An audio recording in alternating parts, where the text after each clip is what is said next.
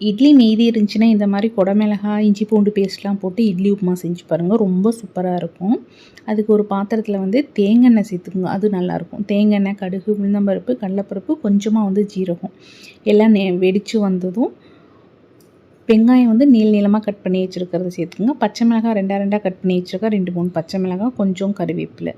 வெங்காயம் வதங்குறதுக்காக கொஞ்சம் உப்பு சேர்த்துட்டு அது வதங்கட்டும். அதுங்களும் இட்லியை வந்து நல்லா குட்டி குட்டியாக உதிர்த்து வச்சுக்கலாம். ரொம்ப கட்டி இல்லாத மாதிரி.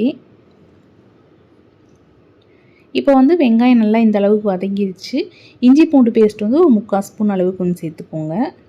ரொம்ப சேர்க்க வேண்டாம். கொஞ்சமாக வந்து சேர்த்தா போதும். ஏன்னா கொஞ்சமாக தான் நான் வந்து பண்ணுறேன். அதனால் கொஞ்சமாக சேர்த்துக்கிட்டேன்.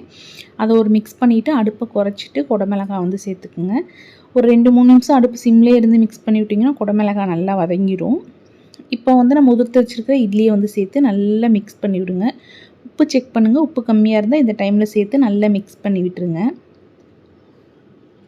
மிக்ஸ் பண்ணி விட்டுட்டு க்ளோஸ் பண்ணிவிட்டு அடுப்பை சிம்மில் வச்சு 2-3 நிமிஷம் மிக்ஸ் பண்ணி விட்டிங்கன்னா சூப்பராக ரெடி ஆயிடும். லாஸ்ட்டாக கொத்தமல்லி தூவி இறக்கிட்டிங்கன்னா ரொம்ப டேஸ்ட்டாக இருக்கும்.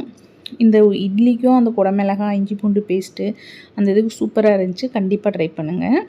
இது வந்து குட்டீஸ்க்காக அவங்களுக்கு மட்டும் இட்லி ஊற்றி வச்சேன்.